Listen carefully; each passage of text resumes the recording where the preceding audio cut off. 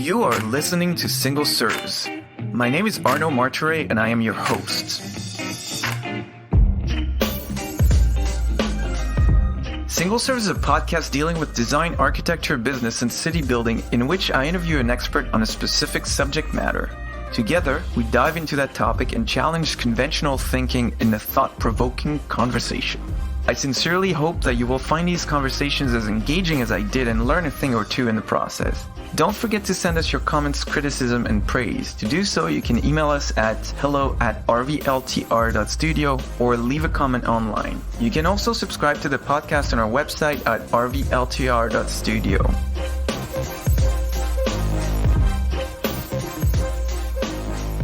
Stuart Lewis is a marketing and communication strategy expert who leads Clever Samurai, a Toronto-based marketing consultancy. His agency works in healthcare, technology, manufacturing, utilities, distribution, and logistics.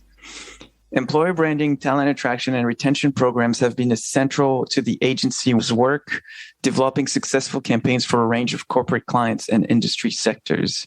So the topic for today is talent attraction, one of Clever Samurai's specialties. So thank you very much, Stuart, for being on the show and taking the time to do this. You're very welcome, Arno, and nice to see you. So can you start by telling us who you are and what you do in your own words in 3 sentences or less? Well, as you said, my name is Stuart Lewis, and I am the president of Clever Samurai, and we are a marketing communications consultancy. And as it relates to what we're chatting about today, we're talking about employer branding, talent attraction, and retention. And our organization, of which I'm very fortunate to lead, does a lot of that work for various clients in different sectors. So why is talent attraction important? And one of the reasons I want to ask that question is, in my industry, architecture and design, it's a seller's market. There's more jobs than there are people to fill them. So why is that important? And tell us more about that. Well, it's interesting that you say the term seller's market, because one of the things that we talk about is how job seekers are actually shopping for jobs. So they're buyers. And the architecture segment is, frankly, very similar to many other segments where there's talent shortfalls. So why is it important? Well, I think there's 2 things. First of all, if you don't have the talent, how do you get the work done? That's just a fundamental basic principle of, many businesses that are short of talent. And then second of all, you want the best talent. If you think about architects, not all architects, just like any other profession, are created equal. You want the best people to work for your company or your organization, working on whatever projects they're doing. And so the best people come in all kinds of shapes and forms, and you want to make sure they have a chance to choose your organization. So if you think about an architecture firm as an example, what they do is they do things with ideas, and then they use all kinds of technology and engineering thinking to make those ideas come to life. And that's a complex work. And so if you don't have people who are capable of doing that work, then how are you going to fulfill the projects that your firm's been hired to do? You can't do it. Mm-hmm. So what would be the 3 things that a company needs to consider when developing a talent attraction strategy? Yeah, I would actually say probably 4 things. So the first is, what's the objective? Like, what are we trying to do? So if you're an architecture firm, as an example, are you trying to hire an architect? Are you trying to deal with succession planning? Are you trying to deal with being able to support additional work that's coming in? Are you trying to deal with, mergers or acquisitions? Like, what are you trying to do? So at the highest level, business objectives drive everything. And so, the talent you'll bring in will be a function of what your business objectives are for today, and in the near term and also in the long term. And so lots of times, people are backfilling or scrambling at what they need to do for this week. And, that's, as much as that's something that obviously is important to do, companies need to really think about what they need to do for next year, the next 5 years, et cetera. And it's no surprise that so many industries are shortfall of talent. We've got an aging population. And, the Canadian government is trying to, backfill some of that, around immigration policies and the like. But there's just deficiencies in so many workforces in terms of just, never mind capable people, just enough people.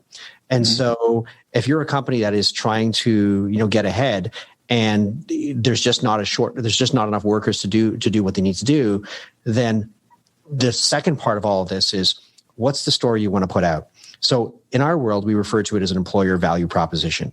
What are we selling? So I'll give you an example. One of our clients is in the healthcare space. There's no question that there's a shortfall of nurses. Everybody knows that. So making more nurses is not an option that's going to happen overnight. So what that means is that nurses have to come from one organization to their organization. You don't have to convince someone to be a nurse. You have to convince somebody to be a nurse with our client. Mm-hmm. So that employer value proposition becomes very, very important. And as much as, compensation is an important factor in all of this, one of the things that's becoming increasingly more important is lifestyle. I think the pandemic has sped some of that up, but you look at how millennials view work versus, say, my father's generation or whatever, it's quite different. And my father worked for the same company for over 40 years. And, who works for companies for more than 40 years anymore? It's not often. So you're lucky if they stay 4 years. Yeah, you're right. Yeah. You're right. So I know with that employer value proposition, not only do you want to attract them, but to your point, when you say they're lucky to be there for 4 years, is how do you make that EVP really come to life? So the reasons that they joined are the reasons that they stay. So that'd be the second thing. The third thing is about creative. So let's talk about architects. I mean, they are technical in nature for sure, but they're also creative. I mean, no one wants to make ugly things.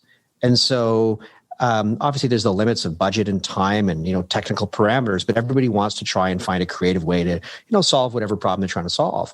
So if you're putting out some sort of a campaign that has the employer value proposition, that's what that architecture firm wants, but you do it in a way that's not appealing to architects, well, who's going to apply? Nobody.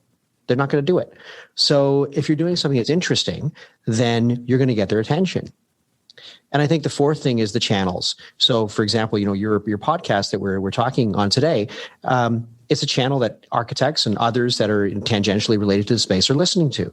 Mm-hmm. And so because of that, it's a way to reach that particular audience. There's many ways to reach that audience, but your channel and your show is part of, what could easily be part of a mix to be able to reach people in a new way.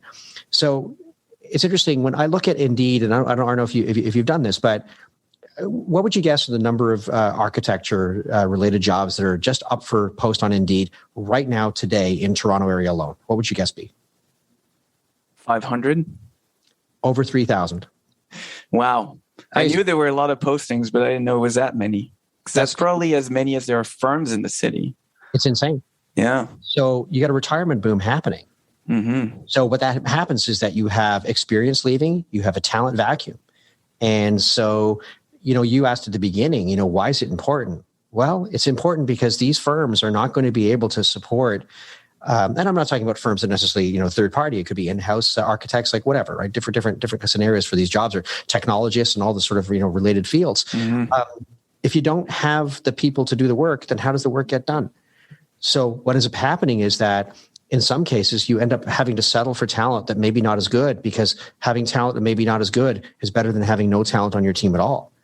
So, yeah. And I can't tell you how many firms I've seen scramble to hire because they needed the bodies in the chairs to do the work. And then 6 months later, they let people go because they're just not the right fit. So there's also a huge waste of time, because you try to fill those spaces with bodies, but they're not working out. And so you're wasting a lot of time. You have to rehire shortly after, and that costs a lot of money too. Yeah, there's an old adage that's slow to hire, quick to fire. Yeah, fire fast, hire slow. Yeah, exactly. Yeah. So, but these days, who can hire slow? So, from a strategy perspective, you're really thinking about how do you bake that employer value proposition in a way where you're like a magnet and you're attracting the kind of candidates that you want, whoever they may be, whatever that profile might look like, mm-hmm. For the business that you're running. But it's not, I'm switching on the switch today. It's the switch is always on, because you're always interviewing, you're always looking, and you're always trying to make sure that, whatever is your overall business strategy, your overall plan, you've got people potentially coming all the time at the ready to make that happen. Yeah, that's a very good point. It's not to say that it's not the only way to do it, but I have had friends who are firm principals who have started an Instagram account solely for hiring purposes, because they know that the kids they want to hire are on there, and sure. and that they're going to look at the firm for months, years before they send a resume. And so if they have a good image of what the firm's about over time, it helps them hire the right talent at the right time. So yeah, it makes a lot of sense. And it's interesting what your friends are doing, because they recognize that people are doing all kinds of online research. Mm-hmm. And so there was a time, again, my father's generation, he was just happy to have a job. But now, people are, as we talked about earlier, they're looking around and they're making decisions that align with their values or their lifestyle or whatever it all is. And there's so much information available that's at the fingertips, of the end of the computer. So, how companies are managing their brand and how they manage their brand online makes a huge difference. So which company would you rather go to? One that's engaged in its brand and doing the things that align with your values, or one that you haven't heard anything about? Yeah, well, we both know the answer to that. So it sounds like what was it you called an employee value proposition and a talent retention strategy is almost to be treated like a marketing strategy where you want to find the right talent that's the right fit for your company.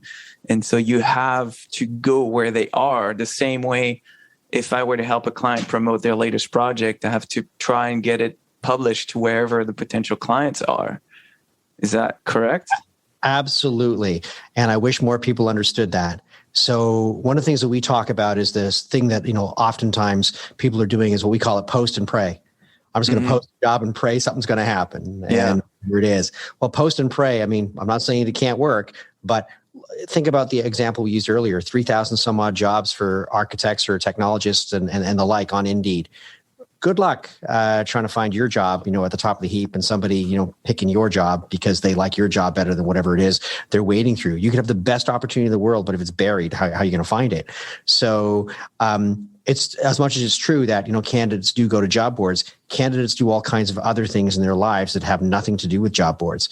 And so you're absolutely right. If you're marketing, whatever that is, a product, a service, you want to go where your customer is. And the customer that you might be looking for, in this case, is a job seeker, is important. Here's the other thing I think is important. 73% of job seekers are actually passive. They're not actively looking. But if they saw something that was interesting to them, away they go. Mm-hmm. So they'll start looking around. And how do you build a relationship with somebody, maybe early stage looking, but you've got their attention, and then away they go. So, the principles around consumer marketing, because obviously this is a consumer thing. It's, marketing to a consumer who is an individual looking for a job. These principles apply, I'm not saying universally, but certainly materially. Yeah. And so I guess they would be different for every company. But what are some of the things you can point out to for firms to start doing to stand out? Because you said, you go on Indeed and there's 3,000 other jobs you're competing against. Not only you're looking for the right talent, but there's 3,000, or let's say even half of that, 1,500 people that are looking for the same talent. How does one stand out? Like, what are some of the foundational principles of a job fulfillment strategy that someone could look at and say, this is what I need to do to stand out and find the right talent? Because, and again, it's very timely we're talking about this, because everyone I know, maybe 90% of the firm principals that I know that I interact with every day, they're all looking to hire right now. All of them, and they're all struggling. So I think this is an extremely important question to answer, because everybody has the same issue.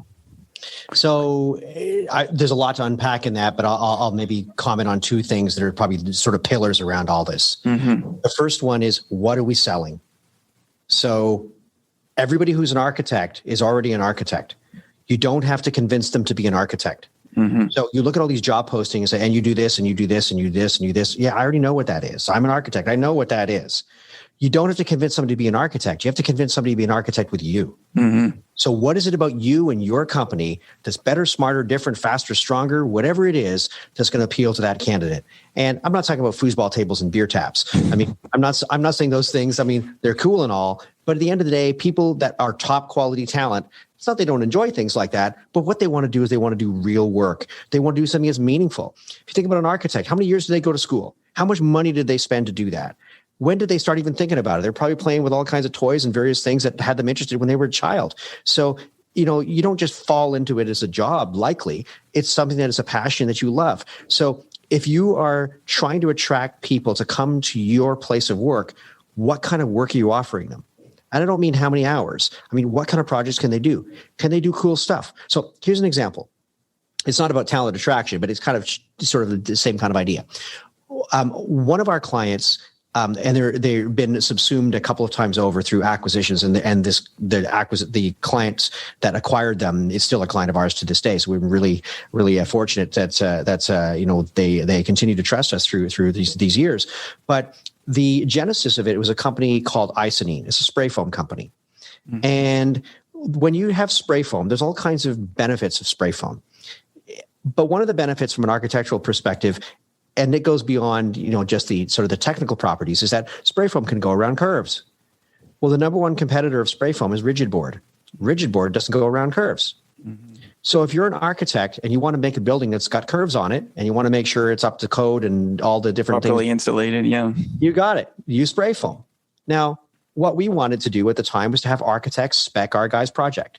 Well, the first thing it starts with is spec spray foam, and then maybe they spec our guy's stuff, but at least spec spray foam, and then our guys will, get whatever share they have. So one of the insights that we had was that, not exactly groundbreaking here, but architects are proud of their work. Mm-hmm. So what we did was we targeted a whole bunch of firms in the US, and we found a marquee project that had curves on it that they were proud of, took that project, had it sketched, put on a t-shirt, sent it to the firm's principal in a beautiful tin with a letter and saying, we're calling you. We want to talk to you about the lunch and learns. Were off the hook. And further to that, these firms were asking for more t-shirts because it had their stuff on it. Mm-hmm. Why? Because the insight is that architects want to do great work, and they want it to be beautiful, and they want to do a great job. Now, I appreciate there's a lot more to it than that, but that's the simple kind of insight. So if you're a firm and you want to attract someone to work for you, why? Why would someone work for your firm versus somebody else? And then the second thing is, if you're out there and you're communicating whatever it is you're communicating, a job ad, well, let's face it, job ads are not the sexiest things in the world. But they're often the same. Like I don't read them regularly, but every once in a while I'll go to job boards and look at them, and it's always the same formula. It's very formulaic. It's always the same crap. Like, your responsibilities are this, your role will be this, your experience is that, salary commensurate with experience.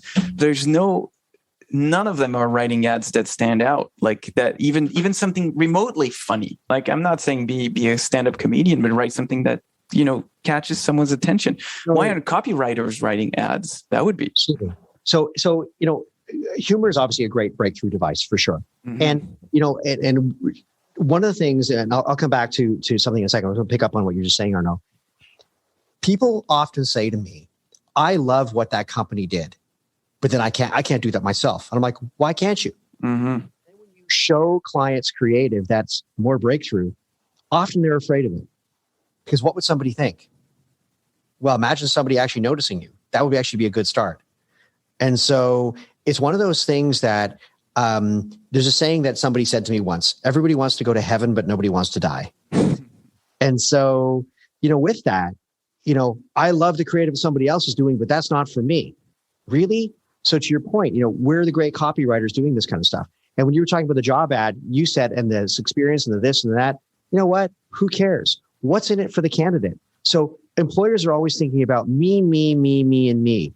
They need to turn it 180 degrees and think about candidate. No longer are employers buyers, they're sellers. They have to sell why someone should come to them. And what they have to do is get that employer value proposition clear, tight, and compelling, and then deliver it in a creative way. We recently won an international marketing award for a healthcare client that we've been doing some work with and continue to do so right now. In fact, it's in field as we speak. And it's about attracting nurses. And I think I touched on it a couple of seconds ago. We don't actually market the nursing job. It's a community nursing organization. So what's inherent in the job is an ability to have split shifts and have work-life balance, flex time. So we're actually selling flexible days. Yeah, that's on your website, right? I saw that campaign. Yeah. Yeah. And that campaign doesn't say, here's how you be a nurse. What it actually says is, here's how you be a mother or a father or a brother or whatever. Yeah. And because the same way you said architects know how to be architects, nurses know how to be nurses. They want to know what's in it for them, right? Absolutely. Yeah. So that architect, that architect firm that wants to do whatever they want to do, if they want to be different than somebody else, then they actually have to make first the decision to actually be different. They don't have to figure out what that is. I mean, obviously, folks like our firm and others out there, help people navigate that process. But the first thing they have to look at and say is, I got this problem. Whatever I'm doing right now is not solving my problem. And so therefore, I'm willing to do something different than post and pray. I don't know what that looks like or what that feels like, but at least I'm going to give it a go, because whatever's going on right now, I've got a talent gap that I can't fill. And then further to that, I may have a further talent gap, down the line, because my workforce is going to continue to retire. And then what do I do? Mm-hmm.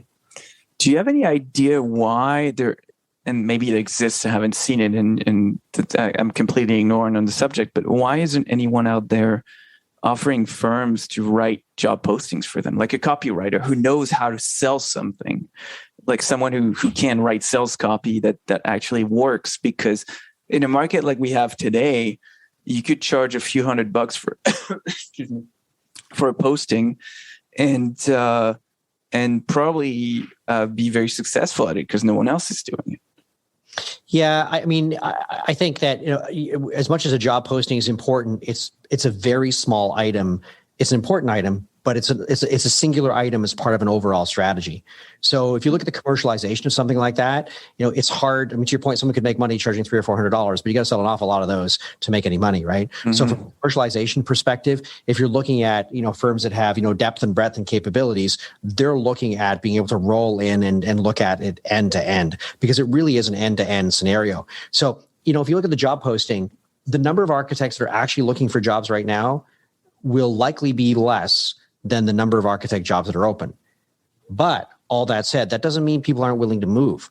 So how do you get somebody to move from point A to point B? So if you've got a shortfall of talent, one of the things you got to convince somebody to do is to leave somewhere else. You're essentially poaching from another organization. Yeah. So how do you do that?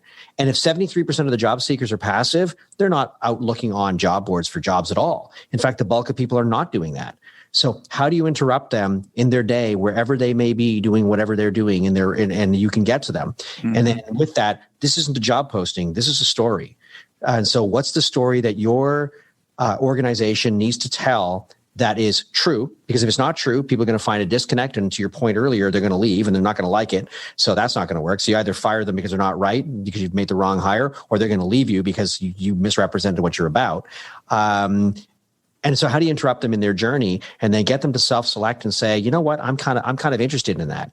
Mm-hmm. We did a campaign. This goes back, I don't know, maybe 4 years ago, I guess. It happened to be for a law firm, and we're actually going to do something similar for another client in a different category. But this law firm was looking to get people of a certain experience within certain specialties. Mm-hmm. And, we carved out a very specific strategy that had, geographic boundaries and a sort of a pitch around it, the whole bit. And we actually reached out to people directly. And, so it was a little bit headhuntery, but there were some nuanced differences from it. Very, very successful. So, but that was a decision that this law firm made, that we were willing to, put our neck out there and reach out and target the talent that we want highly specifically to fit the needs that we need as an organization to do what we've got to do. Mm-hmm. And not one job post involved at all. So I think there's lots of different ways to do things. But what's right for one company may not be right for another. Yeah. And so one thing that I wanted to touch on, and I've seen it for as long as I've had a career, which is about 12 years, people often leave a job for quote unquote greener pastures, generally for better pay. But especially during COVID, we've seen some of that backfire, what some people have called a great resignation, and realizing that better pay is not necessarily everything else being equal, not necessarily better, leading to what you call the great regret. What can companies do to address that, and what are the issues or challenges associated with that phenomenon? Well, I think one of the things that happens is that companies, I think it's changing a lot in fairness, but they become complacent. So they realize that they have to realize that they're the value of their business. So, you look at certain types of jobs. So you look at floor workers in manufacturing plants. And let's say they're labor that doesn't require significant technical training. So you're talking about lower cost labor. When you're an industrial complex and you've got 50 companies in that area that are all more or less the same, you can move from building to building. And you can just do the circuit, and you can go for your $2,000 extension bonus or $5,000 signing bonus, whatever it is, and do laps. And so sometimes people are doing that. So how do you be preemptive? Well, you be preemptive by being preemptive. So what's the strategy that you need to put in place in order to be preemptive? How do you listen to your employees? How do you make sure they are valued? I don't mean lip service. I mean really feel valued. Yeah. So everybody wants to feel valued, and you're not going to keep everybody, because some people it's just not the right fit for on both sides, perhaps. But being preemptive means, and I don't just mean acting, but being seen to act in a genuine fashion. So if you're an employer who is genuine about what you're doing and you're being proactive and preemptive about it, you're not going to have that problem. We had a client that another one actually got acquired some time ago, but they were the largest non-union electrical contractor in Ontario. And the union, came all the time and said, we'd like to try and get your, team to sign up for the union. And the employees of this organization never said yes. Why? Because their employer, privately held business, understood the game and understood that, here's what I need to do to keep my employees happy, and did any number of things to make that happen. Compensation was part of it, but it wasn't the only thing. And so what do? You do it before it actually happens. And you do it genuinely and honestly, because your employees are, maybe not partner by contract, but they're a partner in the success of your business. And in a market where talent is at a premium, especially great talent's at a premium, you want to make sure that you're keeping your people happy, and most importantly, fulfilled in what they're doing. Because if they're fulfilled in what they're doing, they're going to do more of it. You look at situations like architects where they invest a lot of time, money, and education to accomplish, just the ability to do this career. I mean, it's quite an achievement just to be able to be able to stamp a drawing and to get there. They've got mobility; they can go anywhere. And as we talked about earlier, with 3,000 some odd jobs in Toronto alone, I mean, someone could have a job in a week. So the employers that have them right now is, what are they doing to show them the appreciation and love they need? And it goes beyond money. Sometimes money, you don't have it. I mean, it is what it is, but you can do lots of other things. And I think one of the things that happens is that, employee surveys, as much as people go, oh, it's an employee survey, it's another one of those things again. Well, it's incredible what they'll tell you. And what it is that you may, what you might learn. I guess if you ask the right questions, yeah. Yeah, but you got to be prepared to act on it too. Yeah, right? Of course. Everybody says, but I don't care. Well, then fine. Then you reap what you sow, right? So you've touched on that briefly, but for employers, is it ever a good idea to try and attract your competitors' employees? Yeah, that's an interesting question, and ever is a big statement. So ever, sure, but is it right in every circumstance? Probably not. So it really depends on where your business is going and how committed you are to being assertive around that particular strategy. In effect, anybody who posts the job ads that you're referring to is taking employees from someone else anyway. It's just not overt. So the difference is that if you're being overt about it, then that would be a different thing. So for example, this industrial area that we were referring to that has, these 50 hypothetical companies all in the same area. If you're to run geofence advertising and say, everybody come over to our company and leave where you're at, it's going to show up on everybody's phone and everybody's app. Well, does that mean like war? Yeah, it does. So you have to be prepared for the consequences of that. But if you're prepared for the consequences of that and you believe that's a strategy that you want to employ to be successful, then, have at it. But you got to really think it out, because that the other company who is potentially leaving their employees, they're going to counter. And then where do you go with that? So I think it's one of those things that recognizing the labor market has mobility in it anyway. It happens because it happens. It just doesn't happen overtly. So when you're doing it overtly, it's kind of a different thing. So, one of the things that we've been doing is we've been running ads for our community nursing client on geofence. And so what happens is if you're working a night shift at Hospital X and something shows up because you're surfing around and you see something for community nursing that might interest you. But the thing about something like that is we've made a decision with our client that if someone wants to take an interest in it, away they go. But we're not actively poaching, employees from that particular organization, because that's a line that, is not where our client or that strategy is going to make sense. So what's good for one is not necessarily good for another. You just got to be aware of the consequences, both the good and the bad of doing it. Yeah, that makes sense. There's another topic I want to touch on because I think it's going to become even more prevalent in the future. It's the use of AI as a recruitment tool.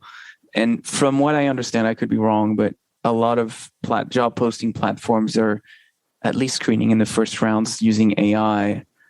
So if that's the case, and I don't know how much you know about that, and they use that to separate the wheat from the chaff, how can employers and employees prepare for that change in the way they post and respond to job postings? Yeah, so you are right that it's becoming more prevalent and it's becoming more advanced. So I think there's two sides to it. There's the employee side and the employer side. Let's talk about the employee first. Mm-hmm. So what happens is that employees are now force fit into various systems, various ATS and the like, that will basically reject their application if it doesn't meet a set of criteria or it's not formatted properly, whatever. Can you define ATS? Yeah, it's a talent management type system. So it's like CRM. Think about CRM for talent is really what it is. Yeah. So if you're going into an organization that's large and they have a high volume of applicants, the HR departments will have a tendency to use these kind of systems where they pre-screen. And so they're cumbersome for employees. If you're an employee who doesn't take the time to do it properly, or perhaps the job is something that doesn't require strong language skills or strong computer skills, and you don't have strong language or computer skills, then all of a sudden you're going to run into all kinds of problems. Mm-hmm. So the reason that they're there is because the human resources departments, particularly of large companies, it makes it easier for them to manage applicants. But the downside is that the abandonment rate is enormous. You're talking like 90% abandonment rate on some of these systems is brutal. So what they're doing is they're missing out on all kinds of potential candidates who say, this is a pain, or I can't do it, or I'm out. So if you are wanting to streamline the labor on the management of the applicants, it's got an advantage because obviously it makes it easier to parse various kinds of applicants. But the downside is, what are you losing because that's in place? So there's arguments to be made on both sides. Obviously, the software providers who build these things, think they're great and wonderful because obviously that's their business to try and sell them. And in fairness, there are huge advantages to them. Yeah. The advantage is that it's not perfect. And, candidates just like, why do I want to do this? The other thing as well is that it's all about easy. So the systems that are being sold to employers, they're saying, I'm going to make it easy for your employer to manage your candidate pool. All true. But it doesn't necessarily make it easy for the candidate. So as we're going back to what we were saying earlier, and we're saying that we want to have candidates be like customers, is that customer friendly? So how do you want to look at it? So you've got this sort of this balance where the HR departments are saying, I need to make my life easier, but I need great talent. And then you've got candidates who are saying, I'm not going to go through this process because this is a pain in the neck. Mm-hmm. Now, when you talk about things like personality profiling and behavioral assessments, those other kinds of diagnostic tools, that gets beyond our realm of expertise because that goes, beyond marketing. But, those types of diagnostic tools are extraordinarily helpful in terms of me being able to make, decisions on the kind of candidate profile that you're looking for when you're actually going through the hiring process. So I think that, your broader question is AI beneficial? And the answer is absolutely if it's done smartly. But I think that there are some downsides, like there is with anything, in using something that, you just have to recognize what you're dealing with. Yeah. And I think you're right on the money. The challenge is that it makes HR managers' life easier. But if you're looking for talent, and talent is hard to come by to begin with, how many great potential employees are you missing on because they just don't have either the patience or enough computer skills, like you said, to fill out your application or put together a resume that fits within those little boxes that have to be ticked. I think that's a huge issue. Do you think AI is going to be 100% managed or hiring is going to be 100% managed by AI in the future? Or is that there's always going to be a human element? Wow, that's a tough question to answer, but I got to think that, if you're hiring people, you need people to actually hire people at the end of the day. So 100%, I would say unlikely, but do I think that there's going to be more integration of technology into everything that we do, including hiring? Yeah, I of course, there's no question about it. And if you also think about even where talent wants to go, there's a survey I was looking at actually this morning where Gen Z, they are interested in arts and recreation as the number one choice, and technology the number two choice. So if you've got more and more people getting into technology fields, they're going to be advancing technology at an even more rapid pace than it is now. So I don't see how that could not touch HR just like it touches everything else. Yeah, good point. I think that's all for the questions I had for you today. Is there anything else, any last thoughts you'd like to share with the audience, or maybe some tips for them how to go about finding and retaining the right talent? I think the biggest thing I can say is if what you're doing is not working effectively enough, then you need to think about doing something else. And Arnaud, you said earlier, how do you stick out of the crowd? Well, you stick out of the crowd by actually doing something different than somebody else. And so you don't have to know what that different is. I mean, there's people, like us and others that, know how to do that. But the first decision is maybe to do something different. And if what's going on is working for, the architect firms or whatever, then have at it. But if it's not, then look at a fresh approach, particularly if others are not. You think about what we talked about at the beginning about why is talent attraction important. It's competitive advantage, because if you've got the talent to run your business and somebody else doesn't, your ability to do your business and your ability to win, bigger and better projects and continue to do that, that's what it's about. That's why the business is run. And if talent is the good talent is the barometer of what's going to make one business more successful than another, then that's a strategic imperative. And I would say to the firm's principals, and what are you doing about it? Yeah, it makes sense. I think the number one thing I retained for this conversation today is that hiring is not something that happens at one point in time. It's a continuum, and you constantly have to be on the lookout, even if you're not actively hiring. Because when you are looking for staff, if you have an Instagram that is engaging and you're doing all kinds of other things that people pay attention to, when you are hiring, they'll say, oh, that firm is interesting. I've heard about them here and I've heard about them there, and they were at this conference and whatever. And sure. I think this is really the way to look at it. It's like marketing. How many times I have clients who think that they can do a push for 3-6 months and then turn off the tap and be done with it and think that it's going to work for the next 10 years, versus understanding that marketing is an ongoing thing. You constantly have to put yourself out there. That's what I retained from this. Yeah, I would agree with all of that. Cool. Well, I want to thank you very much for your time and generous insights. And hopefully this is the first of many conversations. Fantastic. Arnaud, thanks so much.